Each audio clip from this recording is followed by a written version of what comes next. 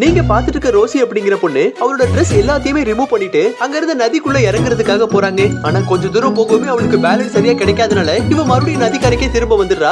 இது எதனால அப்படின்னு பாத்தீங்கன்னா இந்த பொண்ணு வந்து ஏர்கிராஃப்ட் இந்த நதிக்குள்ளேயே விழுந்துருதுங்க. அதுல இருந்து தன்னோட திங்ஸை எப்படியாவது எடுக்கணும் அப்படிங்கிறதுக்காக தான் இவ மறுபடியும் நதிக்குள்ள போறதுக்கு ட்ரை பண்றா. கடைசியா ரொம்பவே கஷ்டப்பட்டு அந்த ஏர்கிராஃப்ட் உள்ள போய் அவளோட 2 பேக்கையுமே எடுத்துட்டு வெளியில வந்து பாக்குறா. பார்த்தா நதிக்கரையில ஒரு கரடி ஒண்ணு இருக்குங்க.